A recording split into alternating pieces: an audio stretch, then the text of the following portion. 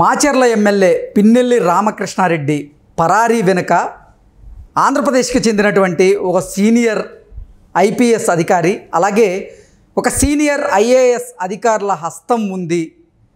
ఆ IAS officer ఆ IPS ఆఫీసరే Pinnelli రామకృష్ణారెడ్డిని తప్పించారు అంటూ రకరకాలుగా కొన్ని వార్తలు ఇప్పుడు సోషల్ మీడియాలో చక్కర్లు కొడుతున్నటువంటి నేపథ్యంలో నిజంగా పిన్నెల్లి రామకృష్ణారెడ్డి పరారీకి ఆ ఐఏఎస్ ఐపీఎస్ అధికారులకి మధ్య సంబంధాలు ఉన్నాయా?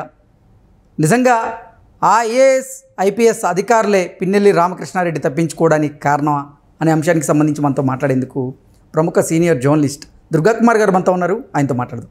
సార్ నమస్తే. సార్ నమస్తే కృష్ణ గారు, మన వీక్షకులు కూడా నమస్కారం. సార్, పిన్నెల్లి రామకృష్ణారెడ్డి పరారీ వెనక ఆంధ్రప్రదేశ్కి చెందిన ఒక సీనియర్ ఐపీఎస్ అధికారి అలాగే ఒక ఐఏఎస్ అధికారి హస్తం ఉందని, వారే పిన్నెల్లి రామకృష్ణారెడ్డి తప్పించుకునేలా చేశారు అంటూ రకరకాలుగా వార్తలు వస్తూ ఉన్నాయి. దీని మీద మీ విశ్లేషణ ఏంటి సార్? ఇప్పుడు పిన్నెల్లి రామకృష్ణారెడ్డి గారి వెనక ముఖ్యమంత్రి జగన్మోహన్ రెడ్డి గారు, ఆయన ప్రధాన సలహాదారు సజ్జల రామకృష్ణారెడ్డి గారి ఉన్న తర్వాత ఒక సీనియర్ ఐఏఎస్ ఒక సీనియర్ ఐపీఎస్ ఆఫీసర్ ఏంటండి, మొత్తం ప్రభుత్వ యంత్రాంగం అంతా కూడా ఆయనకి సహకరించే పద్ధతిలోనే ఉంటుంది తప్ప ఆయన్ని అరెస్ట్ చేసి ఊరి కంబం ఎక్కించే పని మీద ఉండరు. ఆయన్ని అంత దౌర్జన్యకర సంఘటనలు జరిగి కేవలం హౌస్ అరెస్ట్లో పెట్టి అది కూడా నామమాత్రంగా మళ్ళీ ఆయన తప్పించుకుని వెళ్ళిపోవటానికి మార్గం ఇచ్చారంటే, దానికి ఒక సేఫ్ వే ఇచ్చారంటే ప్రభుత్వ యంత్రాంగం స్పష్టంగా వాళ్ళకి సపోర్ట్ చేస్తుంది. ఎందుకంటే వాళ్ళ అధికార పార్టీ ఎమ్మెల్యే ఆయన 4 సార్లు అక్కడి నుంచి గెలిచాడు. అట్లా గెలవాలి, ఇలాంటి పనులు చేయకపోతే ఆయన గెలవలేడు. కేవలం ఈసారి గతంలో కన్నా భిన్నంగా ఏంటంటే తెలుగుదేశం వాళ్ళు కూడా ఎదుర్కొన్నారు రిగ్గింగ్ని కానీ లేకపోతే బూత్ క్యాప్చరింగ్స్ని కానీ వాళ్ళు జరగని వల్ల. గతంలో ఏజెంట్లు కూడా కూర్చునే పరిస్థితి లేని రోజుల నుంచి కనీసం ఏజెంట్లు అక్కడ కూర్చునే పరిస్థితికి వచ్చింది. ఎందుకు మనం చెప్పగలం అంటే, ఆ రోజు ఆయన ఈవీఎం పగలగొడుతున్నప్పుడు కూడా పరిగెత్తుకుంటా వెళ్ళిన పెద్ద ఆయన నంబూరు శంకర్రావు గారు, ఆయన తెలుగుదేశం ఏజెంటే. మిగిలిన ఎవడో పరిగెత్తుకెళ్ళా, వాళ్ళ ఏజెంట్లు ఎవడో వెళ్ళా. ఇప్పుడు ప్రజాస్వామ్యంలో ఇట్లాంటి దౌర్జన్యం చేస్తున్నాడు, ఎన్నికలు జరగనివ్వటం లేదని ఆటంకం మాకు ఎఫెక్ట్ అవుద్దని గెలిచేవాడికి ఉంటుంది. ఇప్పుడు గెలవనాడికి ఏముంటుందండి, గెలవనాడు ఆటంకం సృష్టించి ఎన్నికలు ఆపటమే వాడి చేయం. ఇప్పుడు బాగా చదువుకున్నాడికి పరీక్ష ఆగిపోతే బాధ, చదువుకోకుండా వెళ్ళాడు అనుకోండి, పరీక్ష వాయిదా పడిందంటే ఆడు సంకల్పం గుర్తుకుంటాడు. ఆడు 10 రోజులకు మళ్ళీ చదువుతాడా లేదా తర్వాత మాట. ఆడైతే ఆ క్షణం అయితే సేవ్ అయిపోయాడు కదా చదవకుండా ఉండటకు. అట్లాగే ఈయన ఏంటంటే ప్రతికూల వాతావరణం వచ్చింది కాబట్టి ఈయన దౌర్జన్యాలు చేసుకుంటూ వెళ్ళాడు. ఆ రోజు 9 ఈవీఎంలు పగలగొట్టినట్టు వాళ్ళ రాష్ట్ర ఎన్నికల ప్రధానాధికారి చెబుతున్నాడు.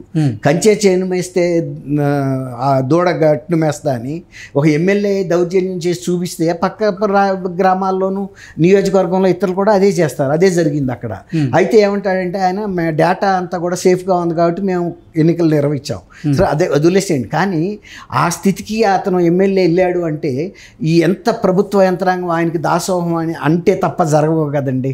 అసలు మామూలుగా ఎవరన్నా మీరు గమనించండి, మనబోటి లా అబైడింగ్ సిటిజన్ ఎన్నికల పోలింగ్ కేంద్రానికి వెళ్ళాలంటేనో స్కూటరో కారు వేసుకెళ్తే మన 200 మీటర్ల అవతల ఆపేసి మీరు ఇక్కడ దిగేసేయాలి సార్, మీరు 2-3 కూడా కలిసి వెళ్ళటానికి లేదు, విడివిడిగా వెళ్ళండి అని చెప్తారు. అవును, అట్లాంటిది మరి ఆయన వెనకాల మనుషులు కూడా పోలింగ్ బూత్లోకి వెళ్ళారు. ఆయన ఇన్ని దౌర్జన్యాలు జరుగుతుంటే కూడా కనీసం దాన్ని బయటకు రాకుండా కాపాడారంటేనే పిన్నెల్లి రామకృష్ణారెడ్డి గారికి ఉన్న పరిస్థితి ఏంటి అనేది మనం అర్థం చేసుకోవచ్చు కదండి. ఒక ఐఏఎస్ ఒక ఐపీఎస్ ఉంటే జరగదు అది. అది ఉన్నత స్థాయిలో ఒక లెవెల్లోనే వాళ్ళు హెల్ప్ చేయగలరు. కింది స్థాయి రాక కూడా ఆయనకి ఆ మంత్రాంగం యంత్రాంగం సహకరించబట్టే ఆయన ఇన్నాళ్ళ నుంచి ఇన్ని రకాల నేరాలు చేసుకుంటా వెళ్తున్నాడు. ఆయన ఇచ్చిన అఫిడవిట్లో కూడా దాదాపు 2 పేజీల లిస్ట్ ఉంది ఆయన మీద ఉన్న క్రిమినల్ కేసెస్. అవి హత్య కేసులు ఉన్నాయి, హత్యాయత్నం కేసులు ఉన్నాయి, రేప్ కేసులు ఉన్నాయి, అలా రకరకాల కేసులు ఉన్నాయి.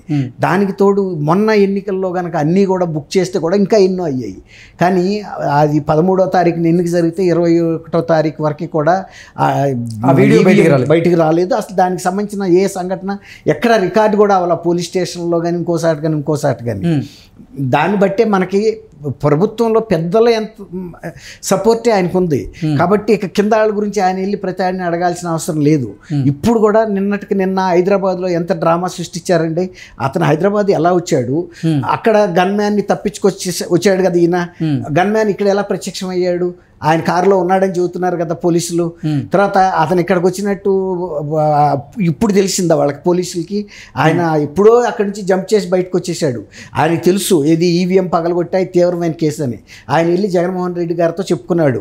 చెప్పుకుంటే కూడా ఆయన అక్కడ ఉన్న పోలీస్ అధికారులు సీనియర్ అధికారులకు చెప్పాడు ఈయన్ని జాగ్రత్తగా కాపాడండి అని. ఆయన లండన్ వెళ్ళిపోయినప్పుడు ఆయన ఇచ్చిన ఆదేశాలు పాటించడంలో వాళ్ళు తూచా తప్పరు ఆంధ్రప్రదేశ్ పోలీసులు. ఎందుకంటే కిందసారి లండన్ వెళ్ళినప్పుడు కూడా చంద్రబాబు నాయుడు గారిని అరెస్ట్ చేయమన్నారు. కారణం ఉన్నా లేకపోయినా అరెస్ట్ చేయడానికి కూడా సిఐడి ఆయన రఘురామ్ రెడ్డి గారు, ఆయన ఐపీఎస్ ఆఫీసర్, సీనియర్ ఆఫీసరు, ఆయన వెళ్ళి నంద్యాలలో ఆయన అరెస్ట్ చేసి తీసుకెళ్ళిపోయాడా లేదా? అంటే వాళ్ళు ఏదైనా సరే అందులో లాజిక్ ఉందా లేదా, దీంట్లో ఇది చట్ట ప్రకారం జరుగుతుందా లేదా, ఇది నియమాల ప్రకారం జరుగుతుందా లేదా అనేది వాళ్ళకి అనవసరం అండి. ఆయన ఆదేశం ఇచ్చాడు కాబట్టి ఖచ్చితంగా ఆయన్ని సేవ్ చేయడానికి శతవిధాలా ప్రయత్నిస్తారు, సక్సీడ్ కూడా అవుతారు. ఎందుకంటే వాళ్ళ చేతిలో పని. ఇప్పుడు నిన్న అరెస్ట్ అయిపోయినట్టు ఇక్కడ డ్రామా సృష్టించి ఆయన అసలు ఇండియాలోనే లేడు, దుబాయ్కి పారిపోయాడు అంటూ కొంతమంది చెప్తూ ఉన్నారు.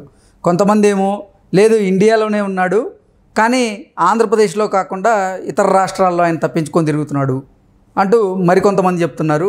మరికొంతమంది ఏమో అసలు పోలీసులు ఆయన్ని అదుపులోకి తీసుకున్నారు, పోలీసుల ఆ అదుపులో ఆయన ఉన్నారు అంటూ కూడా కొంతమంది చెప్తూ ఉన్నారు. అంటే దాని మీద రకరకాల వార్తలు వస్తూ ఉన్నాయి. ఇప్పుడు మీరు చెప్పిన మూడో విషయం చూసారా, ఇప్పుడు కేంద్ర ఎన్నికల సంఘానికి కూడా ఆంధ్రప్రదేశ్ డీజీపీ గుప్తా గారు ఏమన్నాడంటే మేము 2 రోజుల్లో అరెస్ట్ చేస్తామని చెప్పాడు. 2 రోజుల్లో అరెస్ట్ చేస్తాము అని ఎలా చెప్పాడు ఆయన? ఆయనకి ఎక్కడ ఉన్నాడో తెలియని పరిస్థితుల్లో 2 రోజుల్లో అరెస్ట్ చేయటం అంత గన్షాట్గా చెప్పాడంటే ఆయన ఉద్దేశం ఏంటంటే పోలీసులు ఎప్పుడైనా సరేనండి ఒక వ్యక్తిని మేము పలానప్పుడు అరెస్ట్ చేస్తామంటే ఆల్రెడీ అతను పోలీస్ కస్టడీలో ఉన్నట్టు అన్అఫిషియల్గా మాలాంటి సీనియర్ రిపోర్టర్లకి అందరికి తెలుస్తుంది. ఎందుకంటే మేము జిల్లాల్లో పనిచేసాం కాబట్టి మాకు అనధికారికంగా ఏం జరుగుతుందో మేము ఊహించగలము. జరిగేది కూడా అదే. వాళ్ళ కస్టడీలో ఉంచి ఏదో గెస్ట్ హౌస్లో సీక్రెట్గా పెట్టి ఉంచుతారు. పరిస్థితిని బట్టి అరెస్ట్ చూపిస్తారు. పరిస్థితులు కనుక రిలాక్స్ అయిపోయినాయి అనుకోండి, అవసరం లేకపోతే అసలు చూపించరు. కానీ కస్టడీలో అందుకే ఆయన 2 రోజుల తర్వాత అన్నాడు. ఇది ఎట్లా ఉంటుందంటే 2 రోజుల్లో రాజు పోనవచ్చు, గుర్రం ఎగరవచ్చు. ఈ 2 రోజుల తర్వాత ఇంకేమైనా సంఘటనలు జరిగి ప్రజల దృష్టి నుంచి ఇది తప్పుకుని కేంద్ర ఎన్నికల సంఘం కూడా వెనక్కిపడిపోయింది అనుకోండి ఇది ఇష్యూ, వాళ్ళు ఇప్పుడు కౌంటింగ్ కూడా ఏర్పాటు చేసే దాని మీద కేంద్ర ఎన్నికల సంఘం దృష్టి పెట్టాలి. ఈ ఒక్క ఇష్యూ మీద పెట్టి కూర్చోదు. కాబట్టి వాళ్ళ ఉద్దేశం ఏంటంటే కేంద్ర ఎన్నికల సంఘం కనుక మళ్ళీ గూటిచ్చి అడిగింది అనుకోండి, ఇక అప్పుడు చచ్చినట్టు తీసుకొచ్చి ప్రొడ్యూస్ చేస్తారు. ఓకే, అప్పుడు ఇంతకీ అసలు పిన్నెల్లి రామకృష్ణారెడ్డిని తప్పించినటువంటి ఆ ఐఏఎస్ ఐపీఎస్ అధికారులు ఎవరు అంటే ఏం చెప్తారు సార్? ఎవరు అని మనం ఏం చెప్పడానికి లేదండి. ఓకే, సీఎం సజ్జల రామకృష్ణారెడ్డి గారే చెప్తే ఏ ఐఏఎస్ కానీ ఏ ఐపీఎస్ ఆఫీసర్ కానీ చేయకుండా ఉంటారండి. ఏది చెబితే చేస్తారు. అందుకే కదా ఎంతమంది డీజీపీలు, law and order DGP, regular DGP Rajendranath Reddy garu బాధ్యతలు తప్పించారు కదా, రామాంజనేయులు గారిని తప్పించారు కదా, గుంటూరు ఐజీని తప్పించారు కదా, ఎంతో మంది ఎస్పీల మీద వెయిట్ వేశారు, తప్పించారు. వీళ్ళందరూ కూడా ఇంచుమించుగా సీనియర్ ఆఫీసర్స్. సీనియర్ ఏంటండి, సూపర్ సీనియర్ ఎవరు రాజేంద్రనాథ్ రెడ్డి గారు కానీ రామాంజనేయులు గారు కానీ డీజీ క్యాడర్ నుంచి కూడా తొలగించారంటే ఎవరికి చెప్పినా వాళ్ళకి చేయక తప్పదండి. అది జగన్మోహన్ రెడ్డి గారు ఆజ్ఞ అంటే అది సుగ్రీవాజ్ఞ, ఖచ్చితంగా పాటించాలి. ఇప్పుడు ఆయన ఇంకొక చిన్న విషయం మీ దృష్టికి తీసుకొస్తాను. ఇప్పుడు ఆ ఫోన్ దొరికినప్పుడు ఆయన లాస్ట్ టైం ప్రయత్నించింది సజ్జల రామకృష్ణారెడ్డి గారు పిఏకి ప్రయత్నించాడనేది అవుట్ గోయింగ్ కాల్స్లో ఉందని పోలీసులే చెప్పారు. కాబట్టి ఆయన సజ్జల రామకృష్ణారెడ్డి గారితో హాట్ లైన్లో ఉన్నాడు కదండి. ఇప్పుడు సజ్జల రామకృష్ణారెడ్డి ఎవరండి? ఆయన డిఫెక్టివ్ చీఫ్ మినిస్టర్. అందులో చీఫ్ మినిస్టర్ లండన్లో ఉన్నాడు కాబట్టి ఇక్కడుండా ఆయన డిఫెక్టివ్ చీఫ్ మినిస్టర్. కాబట్టి ఆయనతోనే ఉన్నప్పుడు నిన్న అరెస్ట్ అంతా చేసేసామని ఇక్కడ అంతా అడావిడి చేసి చివరికి మేము అరెస్ట్ చేయలేదన్నారంటేనే అక్కడికే అర్థమవుతుంది కదా. సడన్గా ఆపేశారు ఆ ప్రాసెస్ని. అక్కడ వచ్చారు, చేశారు, కారుని స్వాధీనం చేసుకున్నారు, గన్మ్యాన్ని అరెస్ట్ చేశారు, డ్రైవర్ని అరెస్ట్ చేశారు, ఫోన్ స్వాధీనం చేసుకున్నారు. ఇన్ని అయిన తర్వాత ఆయన ఎక్కడికి వెళ్తాడండి? కానీ ఇప్పుడు వాళ్ళు చూపించదలుచుకోవాలి. లాస్ట్ మినిట్ రాక ఉంచుతారు. ఇక కేంద్ర ఎన్నికల సంఘం వాళ్ళ తల తీస్తానని అనుకోండి, అప్పుడు తీసుకొచ్చి. Okay sir, thank you so much. Thank you Krishna గారు, మన వీక్షకులు.